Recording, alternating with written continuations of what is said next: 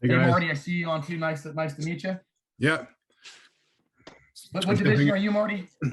I'm stepping in for Coach Dave on the what are we the American Padres. Okay.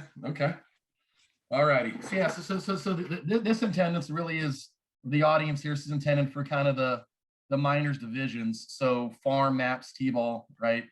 Quite a bit of overlap, I guess, in terms of the role play. So with games beginning this weekend, the intent is just to kind of communicate expectations around gameplay, game day logistics, setting things up, kind of who does what. As I had mentioned before, everything for the most part, content-wise, you can be traced back to these 3 documents on the slide here, and I've got the links for them. But it's the Little League rules. There's a website for that. Side note: I've actually gone on to the App Store on Apple, and for $1.99, you can actually download the rule book. Anecdotally, it came in handy for me about a week ago. My oldest is playing minor A. Took a pitch to the head. He was fine. Sat out for half an inning. The umpire didn't want to let him back in. Busted out the rule book and was able to show him, right, and as the parent, that players can return. I understand the caution around head injury these days in particular, but it was really kind of minor, and the rule book kind of helped me get him. I wasn't trying to force him out there. He wanted to play. We wanted to play. So the rule for $1.99, that's not a bad thing to have on your phone. So, and I think you guys, did they hand out the green book to you guys this year as part of your manager kit? Yes. I didn't see what was in that. Okay. No, we didn't receive one.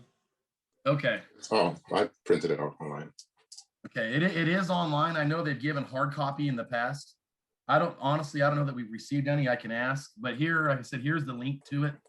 But for what it's worth, our bylaws and then our manager handbooks are further interpretations of that. I think the rule book personally really comes more into play when you need discrete guidance around things more common in the upper divisions, protests, what to do when a player leaves mid-game, where you're keeping score and you've got standings and everything else. For my experience, you've got the rules, right? And you got the hierarchy here. So you've got Little League's rules, and then you've got RPLL. We have our bylaws, which govern the entire league. And there's some rule specificity in that. And then really at the tactical level, you get down, you got the manager handbook. So the latter 2 documents are all on our website. You can find them. Just go to rpll.org under players and coaches, and you'll see, these documents are there, but here are the links. When I send out the slides, I can also attach the bylaws and the handbook, those PDF files. But that's everything that you need, I think, from a operational, what you need to know to kind of run the game.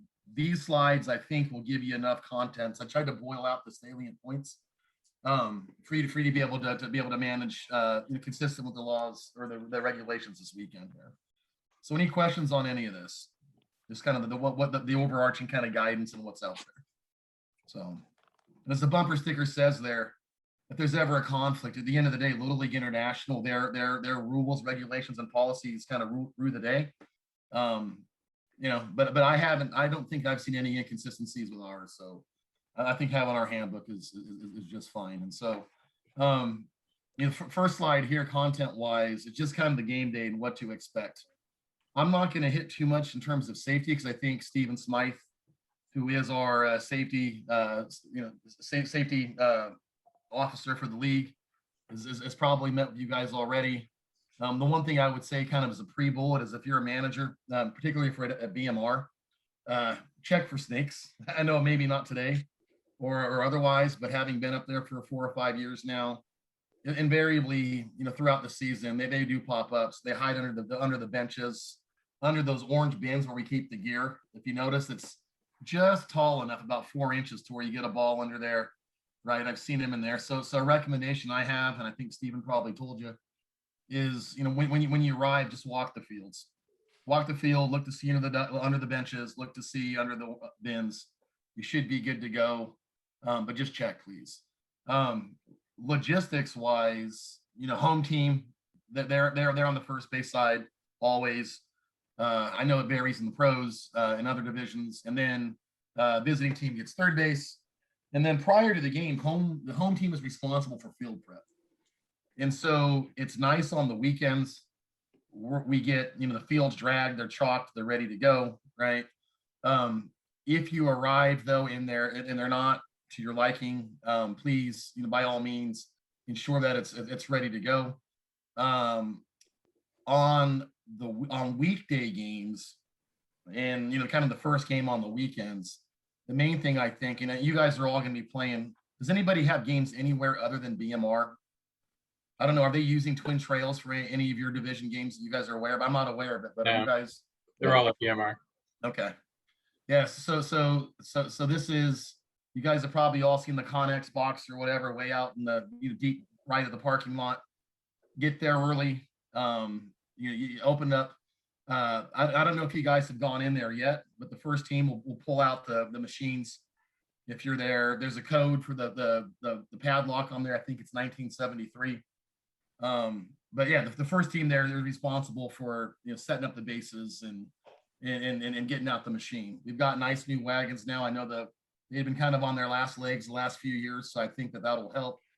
The bases will be in the orange bins, you know, kind of right next to the fields. And then if you're kind of the middle of the day games, all you got to do is play, right? What is asked though, the last team of the day, you know, take down what is left up, right? And so it's probably a game, my guess, somewhere in that 3 o'clock kind of time range. If you are the last game, you know, last game of the day, please, you know, put everything away, lock it up. And then also, you know, if BMR is a little bit different, I know at Canyon Side, as they start using the mound and pitching, there's field maintenance. If you got time to drag the field out, it'd be great. You know, but if not, I understand. Prior to the game, I think you guys have seen, and we're moving on, I think, as normal, as it relates to the Pledge of Allegiance and into the Little League Pledge. Honestly, I think of the games I played, 87% of the time, I think both managers forget who says what, right? I think the official, you know, guidance is the home team does the Pledge of Allegiance, and then the visiting team does the Little League Pledge.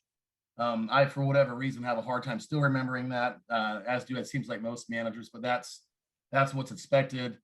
And then, you know, the school would hear in terms of coaches on the field, right? We're allowed 3 on the field in addition to the manager. That gives you 4. I'll tell you, and if you guys have an experience, it's particularly like in T-ball or in farm, I think is even worse, where you've got 2 base coaches, you've got somebody working the machine when you're batting, and then you've got the manager getting the kids ready to hit. Little League technically only allows 4, right?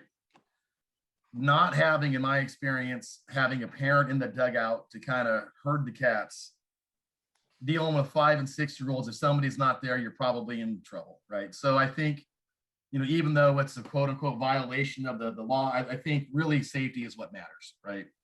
And so if you can do without 4 at that level, great. If you throw a 5th in there, I'm not going to complain, right? I think, you know, keeping safety, you know, and as a manager, you know, a big focus is just to make sure that the game is kind of running smoothly and quickly. And then lastly, home team provides the game balls, right? I've seen, you know, a variety of, what's that? Hi. Oh, yeah, Aaron, I think, yeah, go on mute. Home team provides the game balls. So I've seen teams do this a variety of ways. I've seen, you know, people trot out 5 balls. I've seen people use all their balls and just rotate them throughout the season. I don't know that there's a best side or best approach for that. But what I would recommend is if you're in, you know, farm and maps using the machine, you know, having, you know, I think some sort of a caddy system. You know, I typically bring 2 little buckets, one to have at the machine, one to have behind at the plate. So if the balls go to the backstop, and I know in farm we're not having catchers, you can then load up the balls into the bucket and then shuttle them back out to the pitcher, right? And I, you know, personally, my approach is, while you get 5 pitches, every now and then you get a foul ball in there, or whatever else. You know, I would hate pausing the game to go back and retrieve balls. So I would throw a 6th in the mix, right? So just teach their own. I think, like I said, the one thing though I would recommend is having some sort of caddy system to shuttle the balls back and forth. I think can kind of speed along gameplay. Any questions on the logistics here? All right, and then, you know, this is just a couple reminders for game days. At the end of the day, if your kid is there, if a player is there, they must participate in every game, and we'll get into the minimum play requirements there. All kids are involved in the batting order. So I think at MAPS, I think we've got 13 kids per team. I think it's a little bit less the more junior divisions. You're going to field 10 on the field playing defense. That being said, everybody bats. Stephen, during the safety meeting, probably beat this to death. No food, inside the field at any point in time. Adults can't play catch with players, can't warm up the pitchers or any of that. And then managers are responsible for keeping the games moving, right? So that pace of play, I think, is pretty critical from a manager responsibility. All right, any questions on that? Sorry, there was a question in the chat bar that just popped up. Shoot, I'm not looking at it. Hold on, let me. Yeah, it's just a question about adults playing catch with players. I mean, obviously, sometimes for safety concerns, some kids can't catch very well, and when we have them play catch with other players in the farm level, I mean, they're getting hit in the face, and so sometimes it's a lot safer to have an adult lightly toss the ball with the kid. So what I have seen is an overhand throw right at them, absolutely not, right? I have seen if the concern is from a safety perspective that the recipient of the throw can't catch it, right? I have seen them throw to the manager and hand to the ball. I have seen just kind of a light underhand toss. So if you're talking, like T-ball division in particular, right? That light underhand toss isn't the concern. It's the overhand throw, right? Where you're, firing a ball at one of the players, I think is the big concern. So, yeah, I wouldn't, it's not absolute in that no catch ever. But when you say catch, I'm talking just a couple of feet, right? So, I think so like if you're just trying to help a 5-year-old kid learn to catch and you toss him a few underhand balls so he can catch it, that's no problem. It's warming up a minors A. Yes. Throwing hard throws. Got it. Okay. Yep. And then I've always too, when I've done that, because I'd have to double check this. I don't think gloves are allowed either for adults. Wait, I'm lying. I think the combination of the glove and the throw, you can have a glove if you're using the pitching machine. Is the only coach on the field that can have a glove, or I think when you're doing batting practice or doing infield at the beginning of the game, you can have a glove to catch the ball. Those are the only two circumstances that I'm aware of that you can actually, an adult can have a glove on a field during game. This is all game day, not practice during game day, right? During practice or beforehand, it's not as much as a concern, but during game day, yeah, you can't have that glove. So I've done it to where players will throw to me, I'll catch it barehanded, and then I'll give them an underhand kind of toss going back to them. So what about, you said warming up a pitcher, a coach couldn't play catcher even if he doesn't throw the ball back to the pitcher, if the pitcher has a bucket of balls and wants to throw? So that's minor B and above. They are not allowed to warm up. My understanding, I have to go back and look, is they can't warm up a pitcher. It has to be, to my knowledge, a player. But let me double check that. But that's not, I mean, this division, I didn't look into that nuance because this is more of the younger kids. These divisions aren't. Is the question coming from like a minors manager, I guess? Oh yeah, that's my other team, minors B. I was wondering. Okay. Catch for a pitcher. All right, yeah, you caught me here. Hold on here. Yeah, I know it is clearly spelled out in the manager's handbook. So just give me 2 seconds.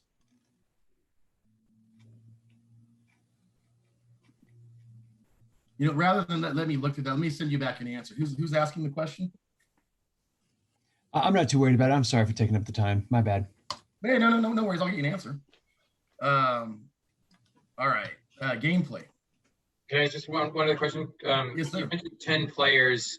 In farms, we don't have a catcher. Do you put 10 out there and have a roaming player? So you see, good point. It's 10 during normal times. It's going to be 9 during this time.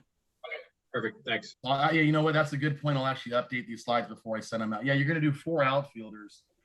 The main thing on the outfielders, though, is you don't want to have 7 or 8 infielders, right? And so I know T-ball and farm is the hardest because it's very few balls can get to the outfield, right? So there's just a natural inclination of those fielders to kind of gravitate on the grass line there.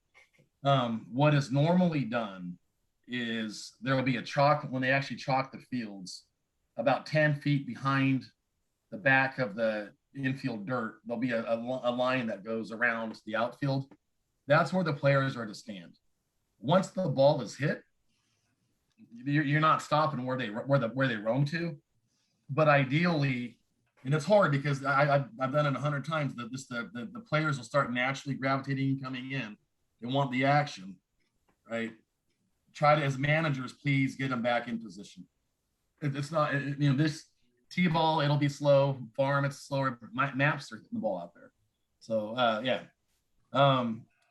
Local time limits.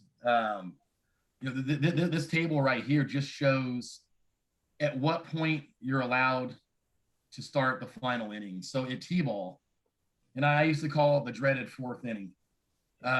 If you get through three innings of T-ball, you've done a fantastic job. And at that point, they're ready to eat, go home, see their friends, or do whatever else. You cannot, if you've crossed an hour and 15 minutes, you cannot start a new inning. That gets bumped up to an hour and 30 for farm. There is no inning count, if you will, on T-ball, because I've never seen anything go past 4. And I've only seen 4 a handful of times. And when you do at that point, it's just like, oh my God. As much as it is fun at that point, they're kind of fatigued. On the farm side, you can go up to, it's a 6-inning game. Farm, my experience, typically gets that 3 or 4 innings in there. Maps, on the other hand, Maps is efficient. Maps, I think, for pace of play, up until you get up to intermediate, is probably the quickest from my experience. You got the machine, you only get 5 pitches, right? And so that is pretty quick. You've got to start your last inning by an hour and 40. So I don't think I've never seen, to my recollection, a farm game make it to 6, but I have seen it somewhat regularly on the map side, particularly later on in the season. So that just, bear in mind, just for reference, like at what point, you guys kind of wind it down for your games. In terms of ending an inning, there's rules here, and then I think there's the unwritten rules in reality. And so the overarching rule is, whenever 3 outs are made, that's the inning, right? As you guys have probably seen or heard, particularly at the T-ball and farm levels, there are very few 3-out innings, right? So despite that rule, my experience has been, and with a lot of this stuff, it's more of a gentleman's, agreement kind of before games with the managers talking around, hey, what do we want to do, right? Early on in the T-ball season, I have seen this and generally followed, let everybody bat, get them once through the lineup, right? And then usually at some point midway through the season, you kind of cut over and start wanting to reward the defense for making the outs, right? Because outs are a lot harder to come by than hits and runs, right? There's not a kind of one size fits all. I've done it on a case by case basis.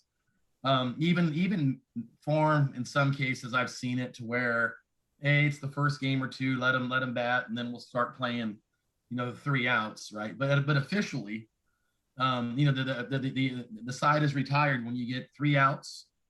In farms and maps, you've got run limits, and we'll go over that in a second. But the bottom line is once the offensive team scores 5 runs, that's it. And then all the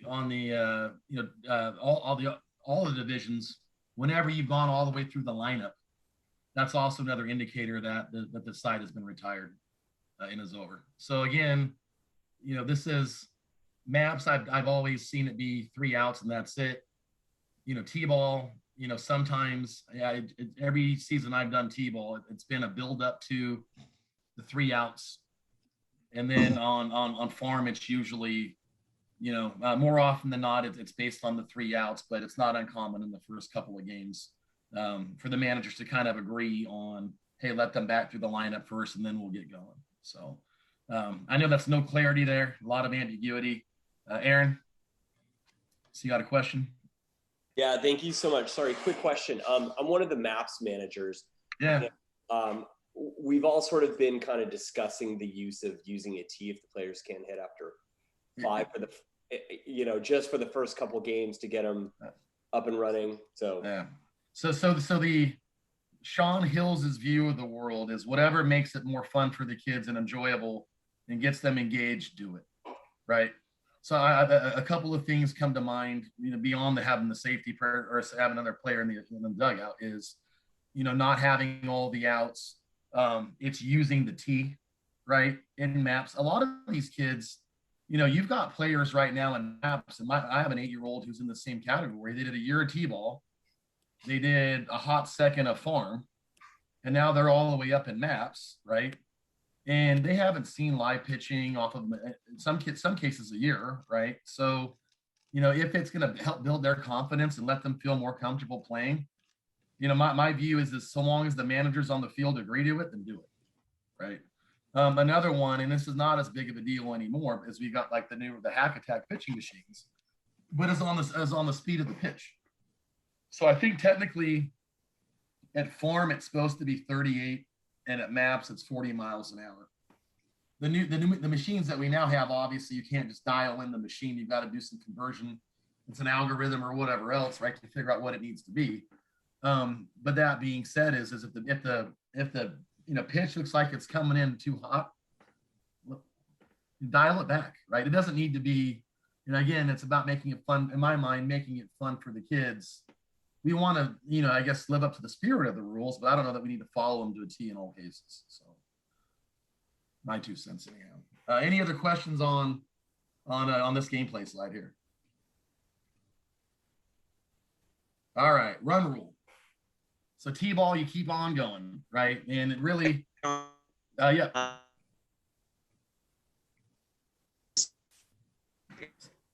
Sorry, I don't know if this is there. I can't quite hear it. It's cutting out. I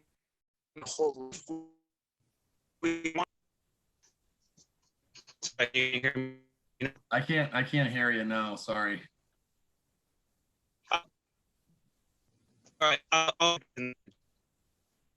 You know what? Go ahead and email me a question, your question, and I'll get back to it. I'm sorry, I can't. I don't know if anybody else on the line can hear. I can't. I'm having a hard time following that. Okay. All right. The run rule or the mercy rule or whatever you want to call it, for T-ball, it's not applicable, right? You keep playing, bat through the lineup, you end the inning. Farm, if you're up by 3, or I'm sorry, if it's the end of the 3rd inning and you're up by 15, the game's over. And then if you're up by 10 in the 4th, game's over. That's actually, I got to change that. That's both for farm and maps. That's consistent across the 2. So let me put, when I send these out, I'll put farm/maps. But yeah, if you're up by 15 after 3 or by 10 after 4, the game is over. If the home team is ahead, they don't need to bat their final bat, right? Mandatory play rules. Everybody who's at the game and present, they must play. It's at least 6 defensive outs and at least 1 at bat. And then again, down the bottom there is if the home team that reaches the respective completes its bat, then we can move on. All right, scorekeeping. This is another one of those ones that I put kind of in the. I don't know that I've ever seen a consistent. Little leagues stipulates that you keep score at all levels. Okay. I know we have scorekeeping. Really, scorekeeping, at this point, and I think you guys all have, a scorekeeper rule on your teams. Scorekeeping really is to ensure that that the players, play the minimum amount that they should play, and then also just to ensure that players bat in the proper order. So I think you guys all have scorekeepers assigned for that.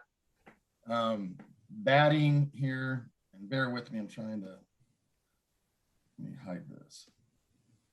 Yeah, I got a message from someone asking who my scorekeeper was. I'm a T-ball manager. This is my, 4th or 5th time I'm managing T-ball. I've never had a scorekeeper assigned for T-ball because they don't do anything. So, so I personally have never once kept score in T-ball or in farm. Exactly. And one time Yeah. somebody handed me their lineup and I said, I'm cool. I don't need it. Right. Right.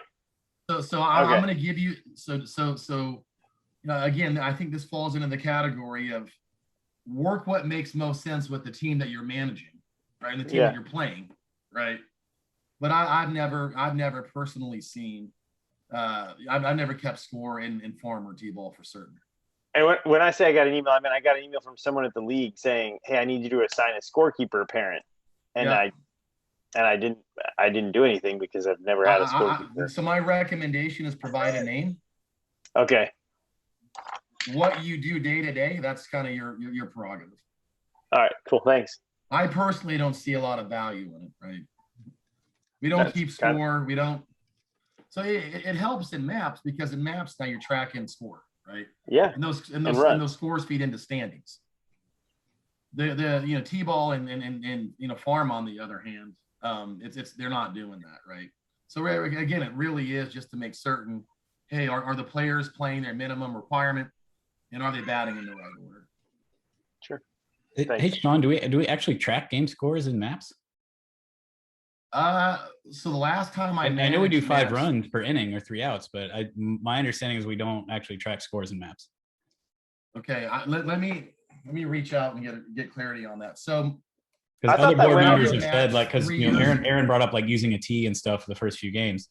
Other board members I talked to, like, yeah, I mean, it's supposed to be fun. You don't keep score in maps. Like, you keep 5 runs to make sure the innings go. You're right. They have playoffs, but everybody makes the playoffs. Yeah. Okay. All right. That's what I was confused on. I know they have a playoff. Because if you keep score, then using a tee is a different thing. Like, you're not playing by the rules. Yeah. No, you're right. It's not until I'm with Aaron. There are some kids who I need to use the tee for a little while. Yeah, and you're right. So in minor B, technically the first 3 games of the season are, I believe, typically are scrimmages, and then they move to scorekeeping like in the 4th game of the season. So do scores for maps get reported on in Team Central though? Like, do they actually get reported back to the league and posted? When I had a maps team a couple years ago, it didn't. No. Okay. Like Victor was telling, he's like, just track outs, like, and do it for yourself. That's better than runs. So Victor and I kind of share the same philosophy. At that point, it's tracking outs is more reflective, I think, of how one plays vice tracking runs, right? So for an internal rewards and recognition or whatever, I think that's always been pretty helpful, is looking at the outs. All right, batting. So again, all players who are at the game, they got a bat. Each player gets up to 5 pitches in farm and maps. Again, this is one of those things that I've seen in there's some degree of flexibility in farm after the 5th pitch. If the ball isn't hit or fouled off, you move to the tee. If you guys want to carry on with that particularly early on in the season in maps, I think that's totally fine. The one thing is it is a dead ball. If the ball hits the pitching machine or quarter the operator. So what I've done in the past is I treat it as in that pitch doesn't count, right? I mean, the player obviously got a hit. If it were not for that, object or person being in the way, it would have probably gone to the outfield or whatever. So yeah, I treat it kind of as a non-pitch. The one thing I'd like to kind of focus on here from a safety standpoint, and this really early on, in particular in the T-ball season in the farm, it's just batters throwing the bat, right? And I've seen it where you've got some chronic players and through not through any bad intent, it's just they swing and they kind of let it go, or officially after the first time they're warned, the second time they could get an injection. I was doing, I think it was maps about 3 years ago, where we had one player, he did it like 3 or 4 times. It was like every at bat, right? And so please, as you're managing and coaching your players, do what you can to get them to drop the bat, rather than throw it. I've seen, I think as when I had, farm teams, back in the day, I'd actually, the first couple of practices would bring a hula hoop to practice. I saw it. I think I might've saw it on Big Al, but just, so that if they hit it, just to set it down, right? Just to kind of get them in that habit. So that clearly is a safety thing. I guess, farm and below this year, there's actually not a catcher back there, nor will be an umpire. So it's not as, kind of risky this year, but, please be mindful of that. And then, you can bunt in maps and farm, but not in T-ball. And then there is, never any walks, nor, nor if a batter is hit by the machine, ball come up the machine, they don't get to take first base either in those cases. Hey, Shawn, question on the on bunting and if after 5 pitches in farm, the player ends up hitting off a tee. I know in T-ball the ball's got to go at least 10 feet. Is that the same rule in farm on a tee hit, or or is it a live ball no matter how far it goes? So the official rule is it needs to go outside of the semicircle that at times, but not consistently, is chalked on the field, right? I personally have had some flexibility with that rule. I've had kids that'll go up there and they'll take 32 hacks, right? And then they finally get one into fair play, right? And it goes 9 feet instead of the 10. I'm not going to penalize them for that. Let them go, right? And so, again, it's one of those things. Officially, it's got to go past that semicircle. But I've seen kids just struggle, or they're, chopping at it and they're hitting, the middle of the tee, not the ball. So I've had flexibility in employing that rule, following it. Yeah, right on. That makes sense. Yeah. And then again, it's whether or not it's harder to judge when that semicircle isn't chalked onto the field. And my experience is it's not always chalked there. Speaking, and apologize for digressing here. Speaking of chalking the field, so what they'll do is on the mound, they'll do a circle, and then they'll put hash marks for where the pitcher is supposed to stand. Historically, the placement of that circle doesn't always map up with 45 feet from home plate, right? And so just because it's chalked, don't necessarily trust that it's in the right position. I don't bust out a tape measure, but I'll piece off 15 steps from the back of kind of the plate to try to get my 45 feet. And, at times I've had to move the machine several feet, right? So just look at that, because it's not always my experience. It's not always in the proper location. Just kind of go out there sometimes and I feel like they just wing it and throw a circle out there, and, it really doesn't correspond to 45 feet from the plate. All right. If whether you're in farm or maps, if you foul off that 5th pitch, the batter's still up, and will go on until they put the ball in play or they strike out. And yeah, so I think we covered this one. One question there. Yep. You mentioned, does it say that you can actually bunt in maps? That's real? So I read guidance that I thought in minor divisions, which includes anything, maps or farm, I thought across the board, I actually had a note in some older notes, which was you can't bunt. Mm-hmm. When I was looking and preparing these slides, so I kind of, had the bylaws pulled up, the Little League International rules pulled up, and then the manager's guide. It actually does say in there you can bunt in maps and farm, which surprised me. I had always been under the assumption you can't. But I read it, in the last, day or two as I was pulling these together, and yeah, it was in there. You can bunt. Is it like the sliding rule? Like there's actually nothing that prohibits you from sliding, right? You just can't go head first. You just can't go head first. Head first, you're out, right? I think once you get up to minor B, when you can start stealing bases, head first is okay, so long as it's diving back to a base. I'd have to recheck that, but I don't think that any other circumstances you can go head first in minors. I don't think it's until, intermediate or above where you can actually start doing that. All right, any other questions here on batting? All right, base running, pretty straightforward. So you got to wait, the runners got to wait for the ball to be hit before they take off. If the runner interferes with the fielder trying to make a play, they're out. Here's the note on here, runner sliding head first when advancing are automatically out. If the ball doesn't leave the infield, the batter or the runners, they only get one base. And then if there's an overthrow, so say there's a shortstop's throwing to first base and they throw it over their head. If you're in T-ball and farm, there's no advancing. In maps, they can advance, but it's at their own risk.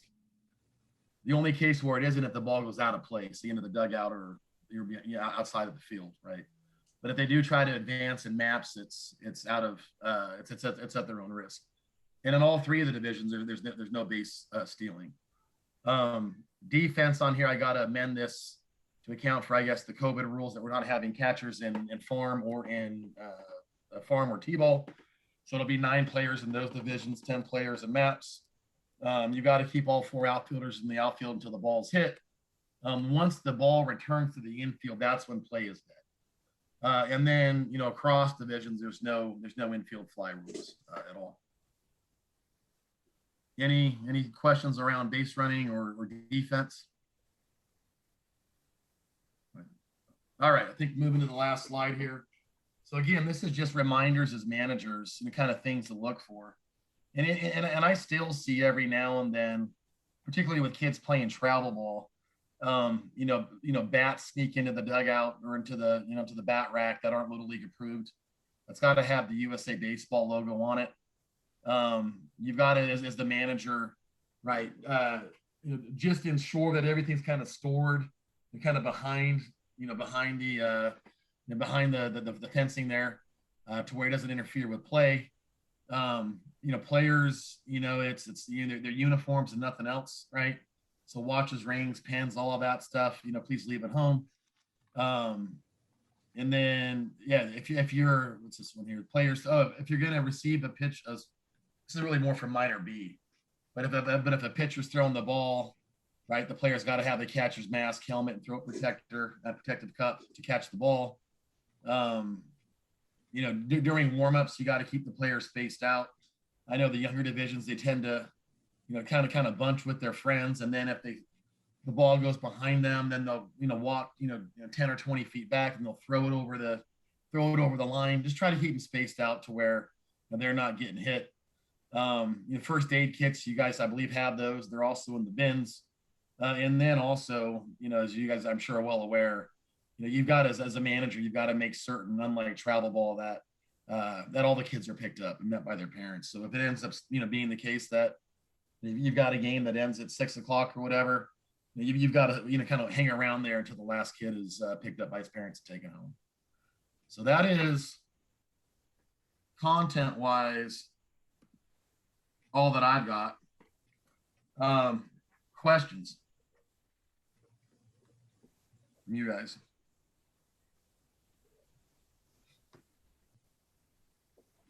Okay.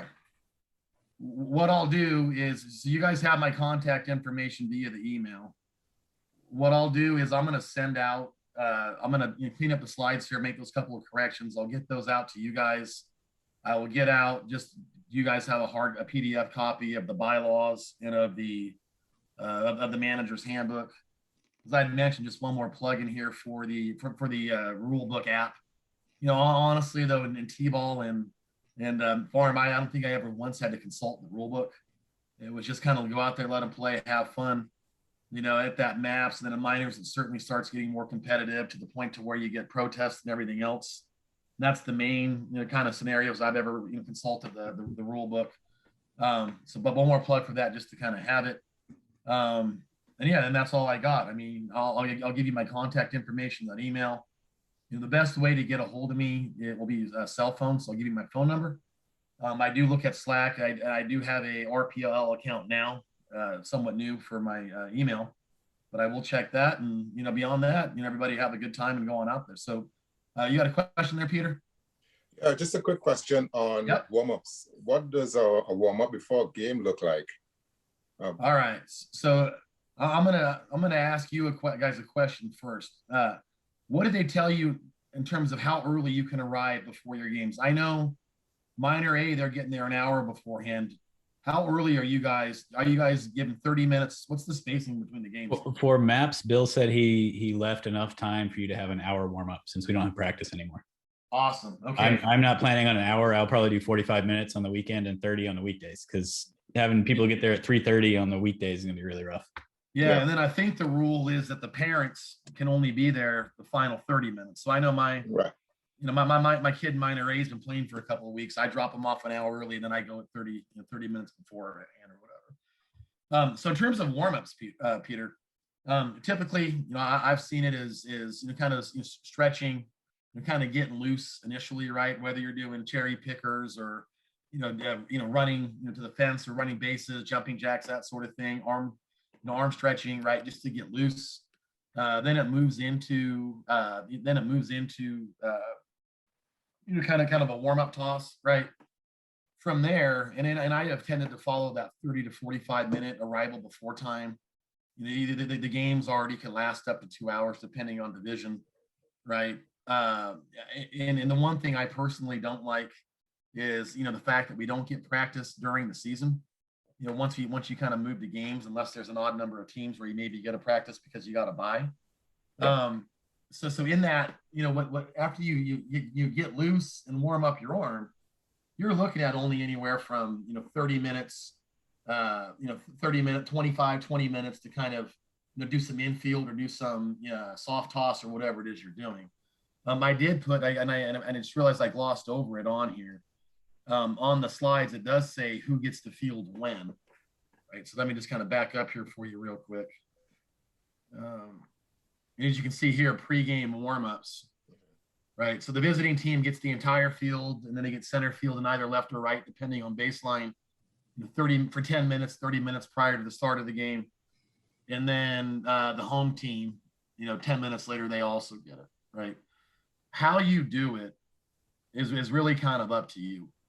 I have to try to cram as much as I can in a little bit of time. I've done it to where, I might have, half of my kids doing soft toss into a net.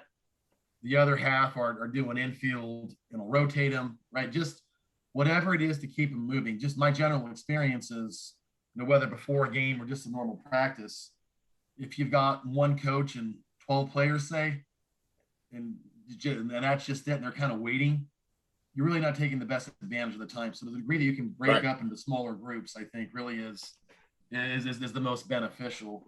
And the way I've kind of structured it is I'll try to focus on, in the season, just very small components of the game. So I might run a 4-6-6-4 drill where I'm getting, I line up, people at short and people at second, and you give a grounder to short, have the second come over, right? Or then and then flip it and inverse it, right? And then maybe switch lines. I try to focus just on one little morsel, right? Just of a really a subcomponent of an activity almost that's part of a baseball play, and just bit by bit, because you don't have the time to be able to do it, and you don't have the consistency by virtue of the fact you're not going to have any practices during the season, right? Yeah. So I prefer, again, my preference, smaller groups, focused activities. For me, and initially, and then I played baseball up through high school, kind of 1 year in college. The big, if you haven't checked them out already, the Big Al series of videos and clinics that he has, I think is, I begged, I borrowed heavily from him my first, 5 years ago, 6 years ago, whatever it was. So I've always found that to be a great resource to kind of figure out, whether it's a practice plan or a pre-game kind of practice plan. I've always used that as a source of an inspiration, if you will. So. Okay, thank you. Yeah. Hey, Shawn, I got one more question for you, man. Yeah. On what's, in farm, I've coached T-ball before, but not farm. If there's a tie, does advantage go to usually to runner or to the fielder? So I've seen it. I think we all know the official baseball rule. My experience, defensive plays are at a premium. They're rare. Yeah. I like to reward the defense. Makes sense. Yeah, I mean, you can go, getting that, T-ball. It's like if you get an out in an inning, it's fantastic. It's amazing. Yeah. Right. You get to maps, and maybe sometimes you get 3 outs of maps, 2 or 3. Right. I've tried to, more early on, I tend to defer to the defensive player than the offensive. As they get older, I begin to shift to the traditional baseball rules. Right on. Ball hits the runner. Is runner out? Mm-hmm. Yeah. All right. Yep. Any other questions here? Yeah. What about umpiring?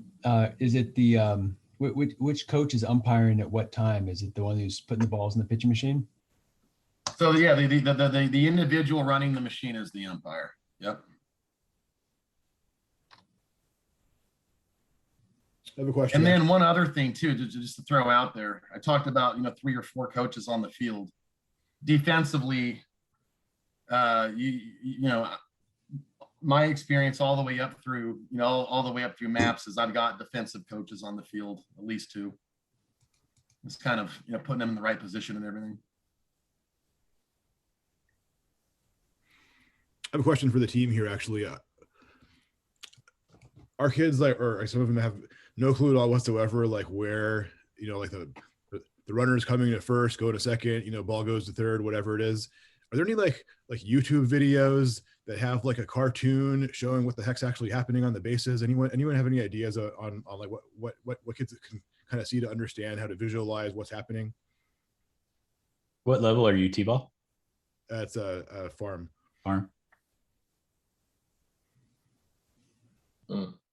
I guess not. No, maybe. Yeah, I'm thinking here. I haven't done it. So what I started doing, in all honesty, this was just with my kid and not my team. I had a clipboard that I would use that had my lineup on or whatever, and I would on the back side of it, it actually had the diamond, and so I would just sit with my kid and just do draw out kind of the situations. But admittedly, I had not done that with the team. So once you start making outs in a game, they start to figure it out. When they get that reward of sending somebody back to the dugout, then they start, oh, maybe I should do this again. Yes. And I will tell you, those base running uncertainty. I was at a minor A game last week, and you still have people, even at that age, 11-year-olds who have never played, they decide to try out this year. I haven't gone to an intermediate game yet, but I can tell you up through minor A, I've seen uncertainty on the base pass for certain. All right, Peter, Owen? I'm good. All right. I usually like 8 or 9. Some days, just like Thursdays a light day. All right. Mondays and Thursdays are my late days. Tuesdays I try to get out of here early. I think you're on not on mute. 4.5 or oh, sorry. My hand was up. So I do 4.5, so I do a half. No, the 662-4602, I think. Let's get out of here. Can't see the name behind it. Thursdays, both of us must be hanging out late. So, all right, guys. Well, hey, I'm going to send you out the slides. I'll send you out some materials. Don't be a stranger. Please reach out to me. Again, thank you for taking on the responsibility of managing a team. Oh, man. And I know it's not light. I know this year it's more uncertainty than in the past, but thank you, and we'll talk again. Appreciate it. I'll be here a little bit longer because I'm going to get out here early tomorrow, so I better get Shawn, thank you very much. done. Appreciate it, man. thank you. Hey, thanks, guys. Appreciate it. Thank you. Yep. Oh, that's Great, thank you. Yep. Eyes like huge marbles. He slowly Good man. didn't